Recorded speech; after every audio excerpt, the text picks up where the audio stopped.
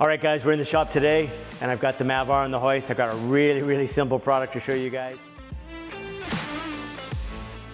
Simple but still effective, of course, and that is MBRP shock guard.